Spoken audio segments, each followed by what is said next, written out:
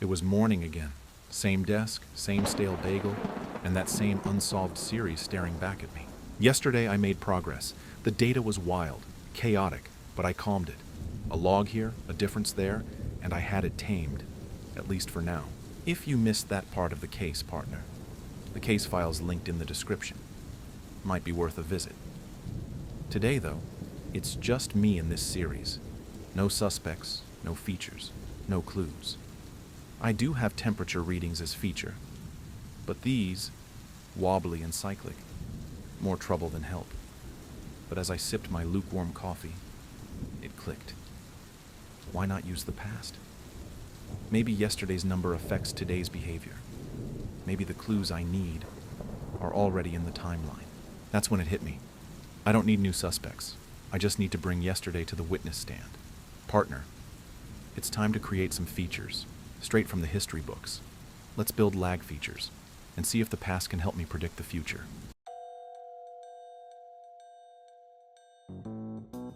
Let's understand it with an example, because every good detective needs evidence laid out on the table.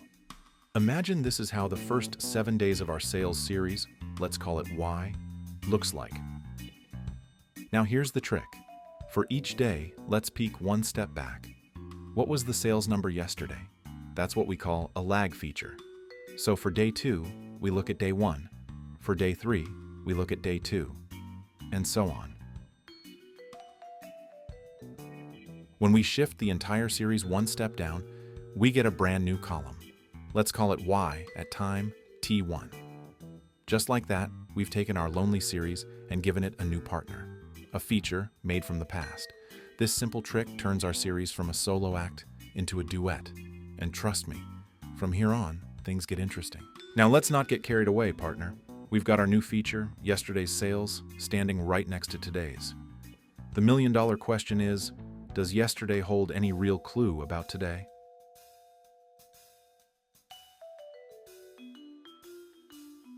We line up the data, stare at the plot, but all it gives us is a headache. Noise, wobbles, no clean answers. So we try a scatter plot instead. Now that's interesting. Looks like there's some positive correlation. When yesterday takes a dip, today tends to limp along too. But let's be honest, it's not strong enough to solve the case. Just a hunch, not a hard lead. The trail feels cold unless we've been looking at it the wrong way. Instead of eyeballing plots and chasing shadows, why don't we measure it? Why don't we check once and for all if this series really depends on its past? That, my friend, is where the autocorrelation function, or ACF, comes into play. It's the magnifying glass that tells us, is the series whispering secrets about yesterday, or just mumbling nonsense?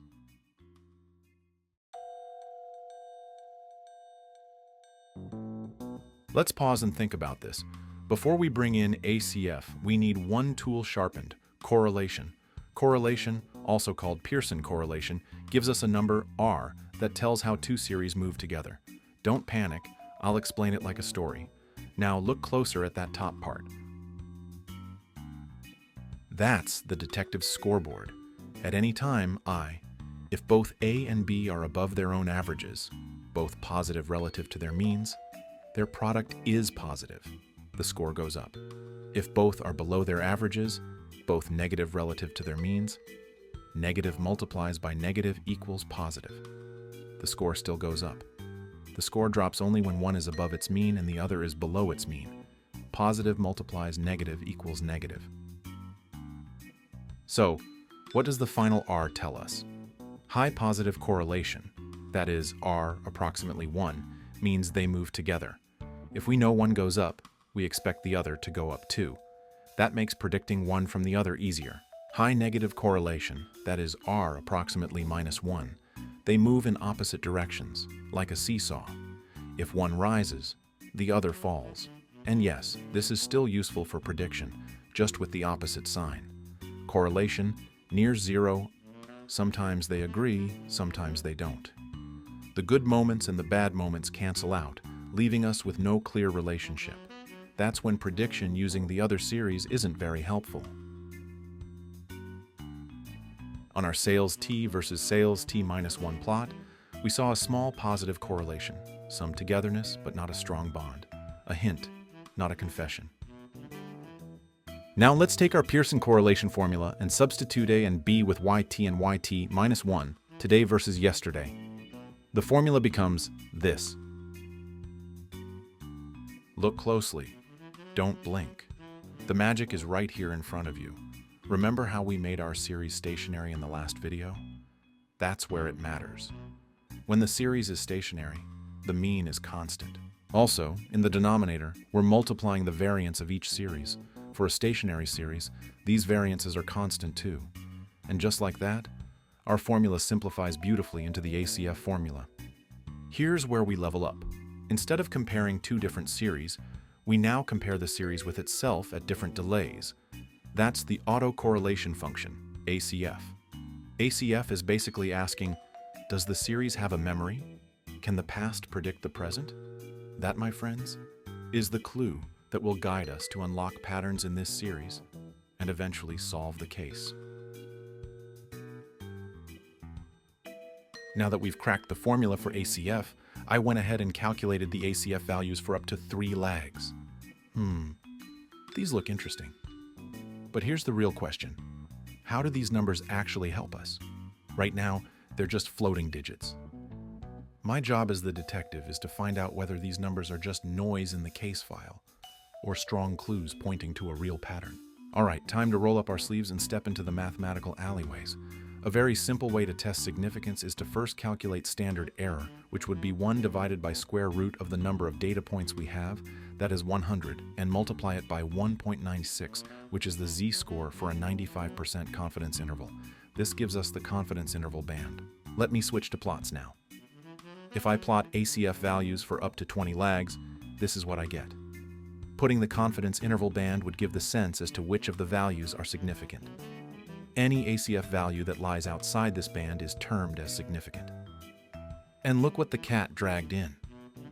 We have so many ACF values which are coming to be significant, making it easier to predict the future in our time series. So many significant ACF values. Almost too good to be true. Feels like finding the perfect clue at every turn. But here's the catch. Our method for calculating the confidence interval so far has one sneaky underlying assumption. All data points in the series are completely random, like flipping a coin 100 times where one event doesn't affect the next. In other words, the series would be white noise. Now think about it. If that had been the case, we wouldn't even be investigating. We wouldn't expect yesterday's sales to whisper secrets about today's. Our whole case relies on the fact that the past does influence the future. So the simple confidence interval we used before, that's misleading. Not all significant ACF values are truly significant under real-life series. This is where things get trickier, and we need a more sophisticated approach. Enter Bartlett's formula. Bartlett's formula accounts for the fact that the ACF at higher lags depends on the ACFs at all lower lags. For a stationary series, the standard error for the ACF at lag k is approximately estimated by this formula, where n is the total number of observations, which in our case is 100, and rk is the ACF value at lag k. Let's calculate the Bartlett-adjusted standard error and 95% confidence interval. For lag 1, there are no previous ACF values, so the summation term disappears. Number of observations is 100, so standard error becomes square root of 1 divided by 100, which equals to 0.1. So the band for 95% confidence interval becomes 1.96 multiplied by standard error, which we just calculated to be 0.1. Doing the basic maths, we get 0.196. Too many numbers and too much confusion. Let me set aside few values now. ACF value at lag 1, which we are calling here as R1 equals 0.43, but the band to estimate if this ACF value is significant is 0.196. Hope this much is clear, but if not, pause here, gather your thoughts, rewind for a few minutes, and watch again. Now, to calculate the band for ACF value at lag 2, we can implement the formula. Do note, we already know the ACF values. This exercise is only being done to understand if these values are significant. Substituting the value of R1, we get the significant band value to be 0.229. Now, plotting these bands back to the plot, we get something like this. Clearly, the band value is increasing as we move up the lags, indicating, and intuitively, I must say, the farther we go, the less likely past becomes useful to predict the future. Less likely, but of course possible.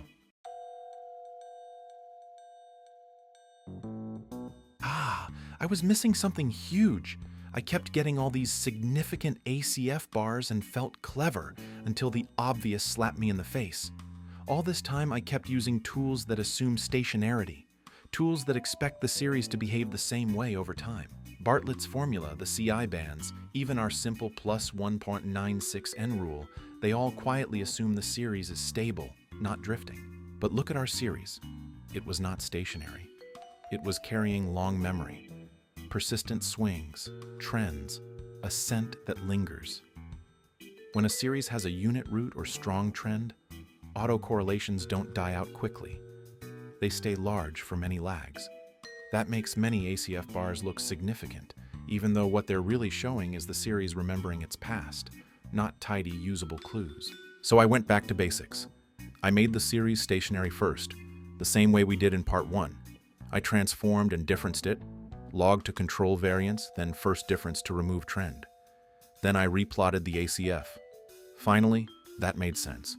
The series no longer carried the old, sticky memory. Now the past that truly matters is short, mainly yesterday. Don't be fooled by big ACF bars.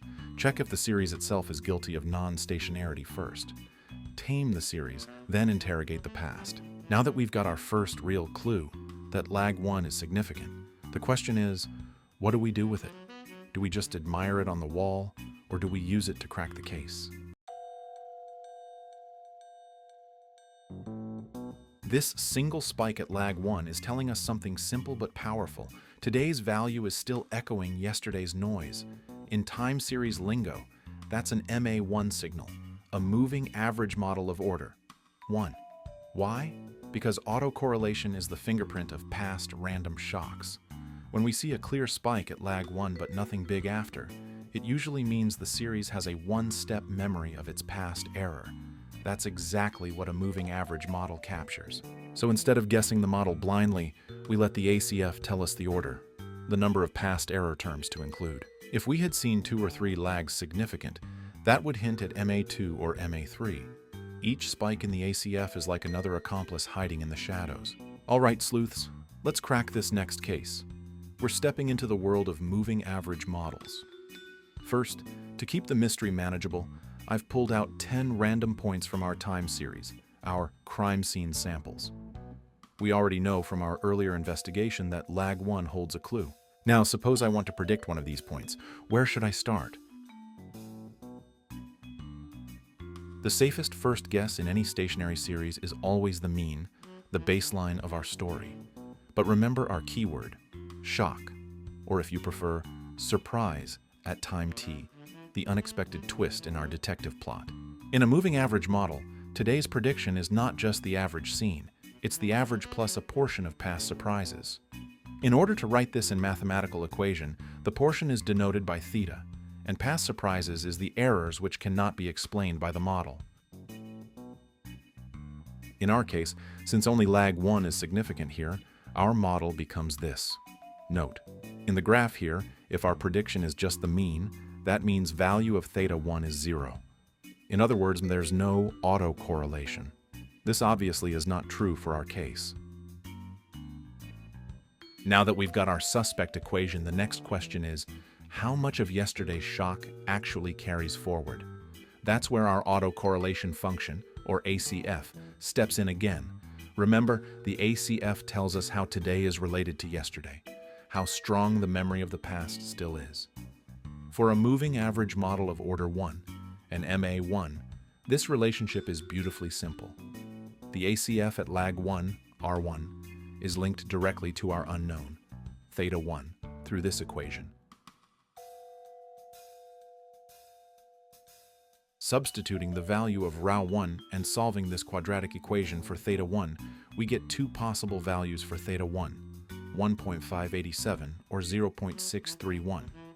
Remember, we are looking for the portion of past errors, portion which means theta 1 has to be less than 1. In time series lingo, for a moving average model to be invertible, which simply means stable and meaningful, the absolute value of theta 1 must be less than 1. Following the trail, it pointed us to a theta 1 value of 0.631. That means about 63% of yesterday's shock still echoes into today's prediction. The case is tightening. The series is talking.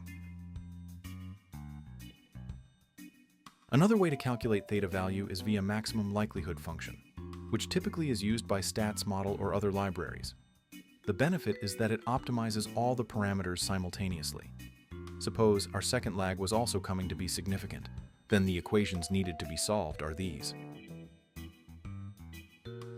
Or these for moving average model of order 3. As the complications increases, the human mind limitation starts to hit, so you can trust your computers to do the job. In any case, you now know the concept behind this, and that's what matters. All right, detectives, let's get back to our case. We've already cracked the code for our MA1 model.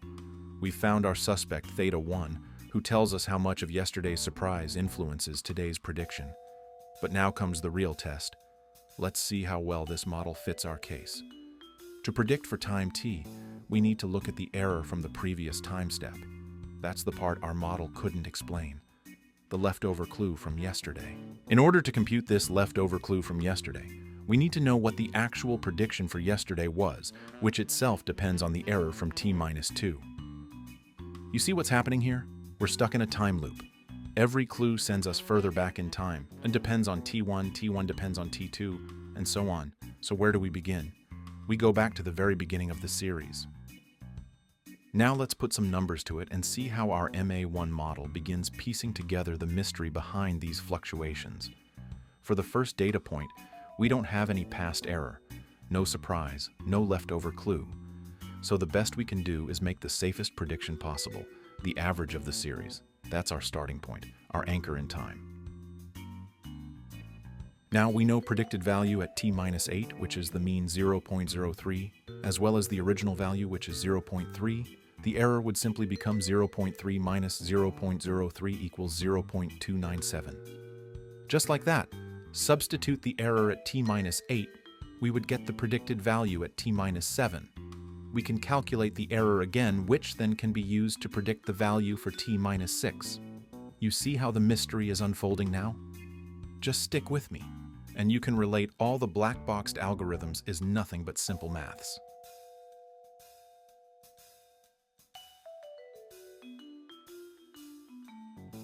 All right, detectives, before we move forward, let's lock in a few key understandings from our investigation so far. First, the word moving in moving average means we keep sliding through time, carrying past errors with us, the surprises that our model couldn't explain. Second, the word average doesn't mean we're taking an average of the actual sales or temperatures or stock prices. Nope. It's a weighted average of past error terms, those little twists in our story that the model keeps learning from. And together, this is how our MA model predicts what might come next, by using a weighted sum of past surprises to estimate the next value. Now, just like we built our small test model here, I've fitted the same MA1 model to our entire series. And now, the moment we've all been waiting for. It's forecasting time. Time to look ahead, time to guess what might happen tomorrow. We know the error from today's prediction, like that's our final clue for the day. Using this, we can predict tomorrow's value.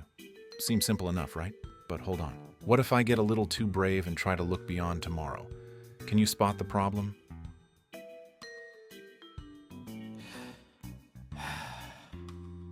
Tomorrow hasn't even happened yet, so we don't have its actual value, which means no error term for tomorrow. Without that, we can't move further into the future. Even if we still dare to predict beyond, our model will just fall back to the mean value, assuming everything from now on goes perfectly. No surprises, no shocks, no errors.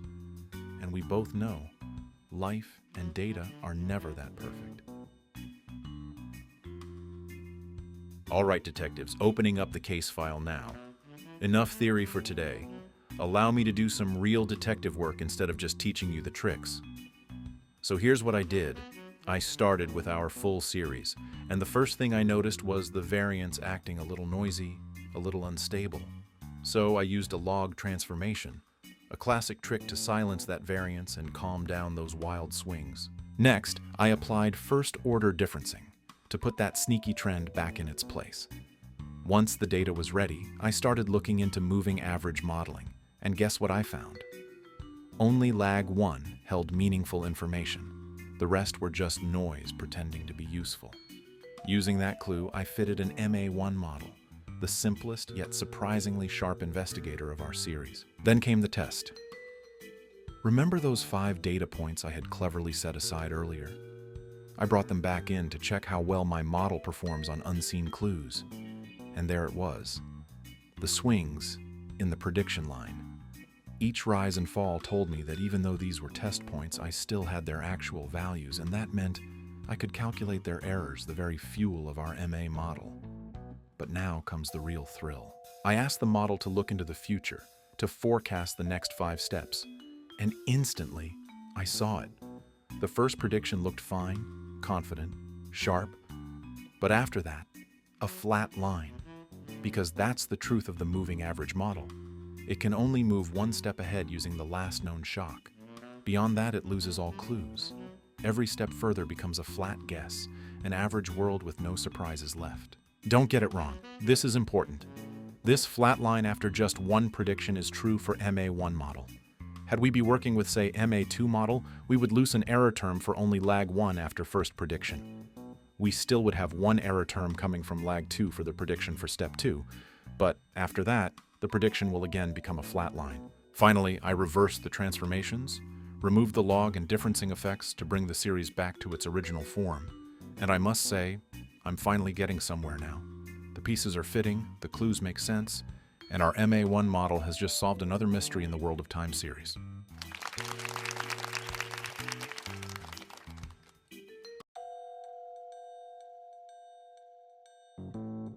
Satisfied with all the findings, I leaned back in my chair, sipping on my well-deserved cup of coffee. The case looked solved. Lag 1 had been my star witness, helping me predict the future. But then, I heard a voice from the lineup.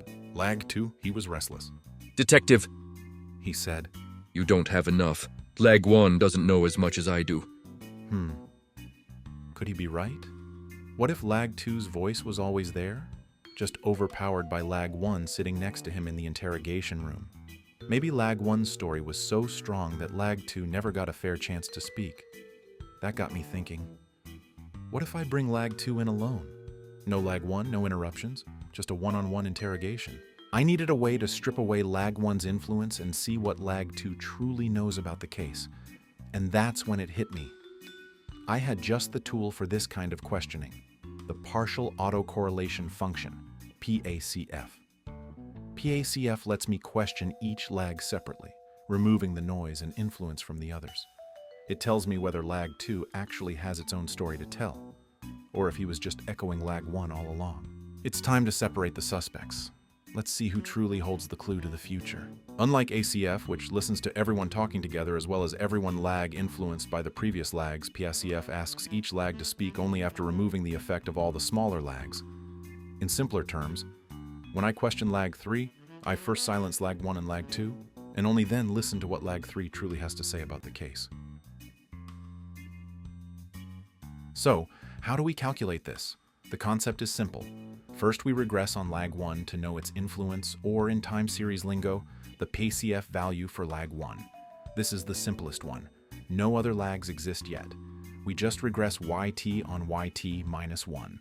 For lag 2, we regress YT on both YT minus 1 and YT minus 2. Here, the coefficient of YT minus 2 tells how much it contributes to prediction YT after removing the influence of YT minus 1. In simple terms, lag 2's true voice after lag 1 is silenced, and so on. To calculate the PACF at lag k, we regress our current value, YT, on its past values. The coefficient of the last term is the PACF at lag k. Think of it like this. Each lag gets its own personal interrogation.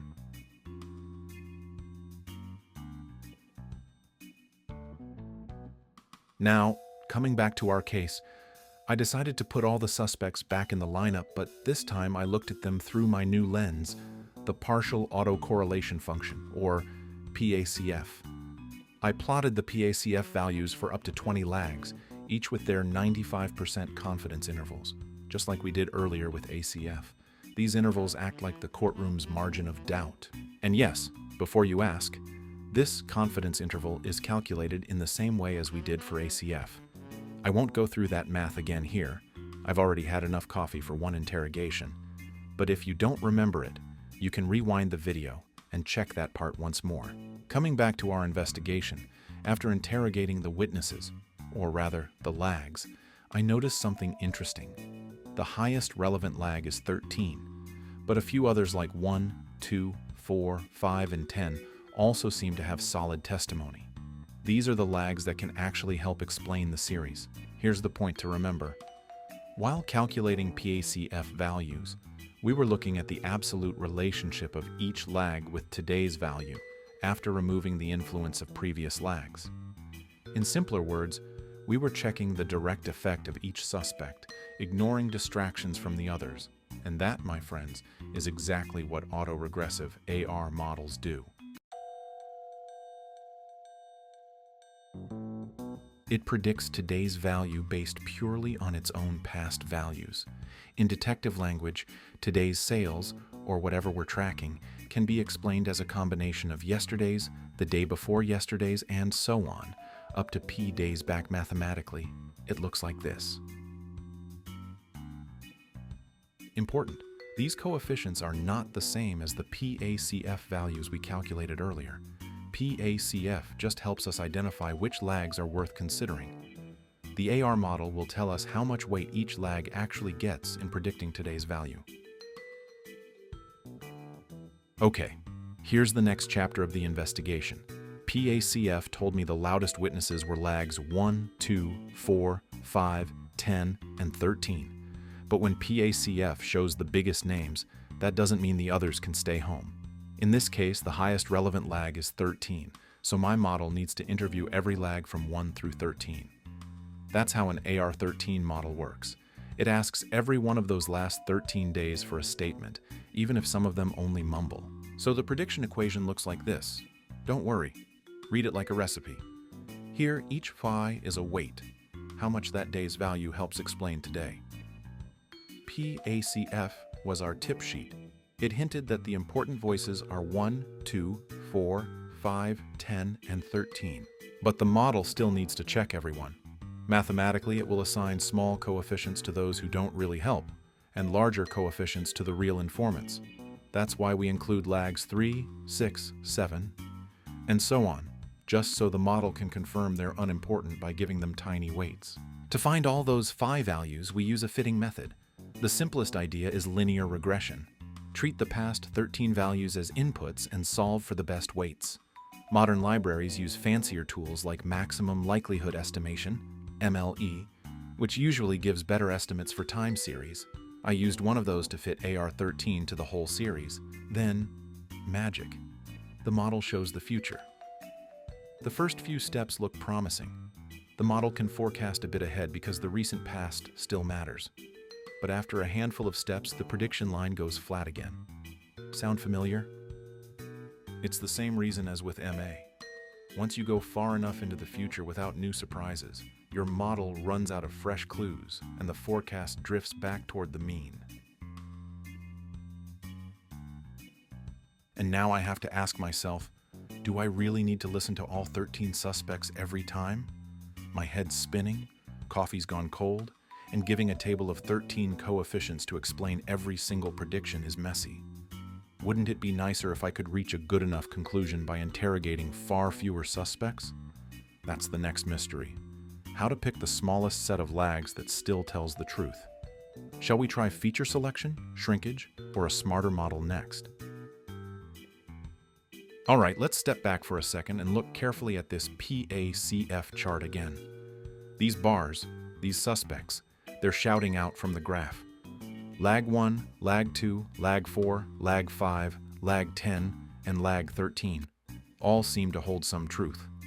Now, If I try to build models using only these key suspects, I'll end up with a few versions of the case: AR1, AR2, AR4, AR5, AR10, or AR13. Each of these corresponds to the order of the lag that came out significant in the PACF graph.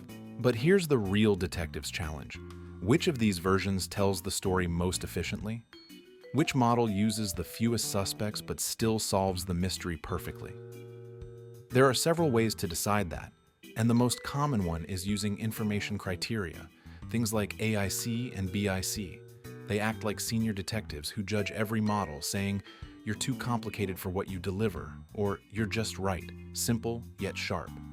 We'll come back to these criteria later. But before we move forward, let's not forget our earlier investigation, the moving average case.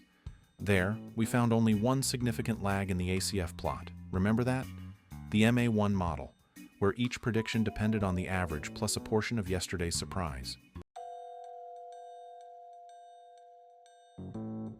Now, imagine this. What if we could combine both stories? What if we could bring together the logic of the AR model, where we look at past values, and the MA model, where we look at past errors? That's when we get ARMA models, auto-regressive moving average models. In these models, we blend the clues from past values and past shocks to predict the future more accurately. In our case, we're not working with the raw data anymore. Remember what we did at the very beginning? We took the first difference of the series to make it stationary, to silence the trend. That means our investigation isn't just ARMA. It's a special version of it, one that accounts for the differencing we performed. And that, my friends, is how we arrive at the ARIMA model, auto-regressive integrated moving average. The I stands for integrated, which simply means we've differenced the series. We've subtracted today's value from yesterday's to make the data stationary and easier to predict. So, to summarize, AR looks at past values, MA looks at past errors, and ARIMA combines both. But only after ensuring the series is stationary through differencing. The stage is set. We've got the suspects, the AR lags, we've got the witnesses, the MA lags, and we've cleaned the case file with differencing. All right, partner. We have our ARIMA suspects lined up, but which one do we trust? How do we decide who gets to speak at the trial of forecasting? That's where the judges come in. AIC and BIC. These are mathematical rules to score our suspects. Smaller scores mean a cleaner, sharper model, one that explains the case without unnecessary drama. Where N is the number of data points we have in the series, K is number of parameters, total sum for both MA and AR parameters, and L is the likelihood of the model. Now, how do we calculate this likelihood would need entering into the world of pure mathematics, which let's leave for some other time. Also, notice how BIC punishes extra parameters more than AIC, especially as the series grows. I put these equations to test, and here, right in front of you, we have the AIC and BIC values for all the models. I'll give your eye a minute to get adjusted to this table.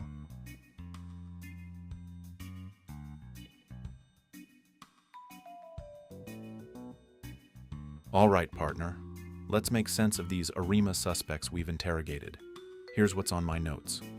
Log likelihood, log L, higher or less negative, is better. It tells us how well our model explains the case. AIC and BIC, lower is better. They punish models that call in too many suspects so we don't overcomplicate the story. As we increase the order P, more lags in our ARIMA model, the log L improves, less negative, like having more clues that fit the story. For example, ARIMA 1.1.1, log L is negative 28.31, and ARIMA 13.1.1. Log L is negative 20.07. This is expected as more parameters means more information and better fit. Sounds great, right? More clues, better fit. But here's the twist. AIC and BIC don't behave the same. Higher order models might have better log L. Yes, they fit the past beautifully. But BIC punishes complexity. Too many parameters, too much overfitting, too convoluted a story. Rule of thumb. Choose the model with the lowest AIC and BIC unless you have a really good reason to call in extra suspects. Adding more lags only improves fit a tiny bit, but makes our story unnecessarily complicated. We're solving a case, predicting tomorrow's sales. One recent clue, lag 1. Plus, one recent surprise, MA1. Clean, focused investigation, but tracking 13 clues. Plus, one surprise. Sure, it fits the past perfectly, but the story gets messy, confusing, almost unbelievable. The senior detective, that's BIC, prefers a simple story with enough evidence. And that, my partner, is why ARIMA 111 takes the crown.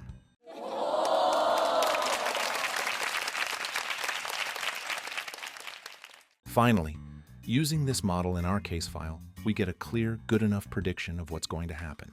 Phew. What a day, partner. We've interrogated the lags, picked our prime suspect, ARIMA 111, and seen how a simple, clever story beats a messy one full of extra clues. But tomorrow? Oh, tomorrow, things get even more interesting.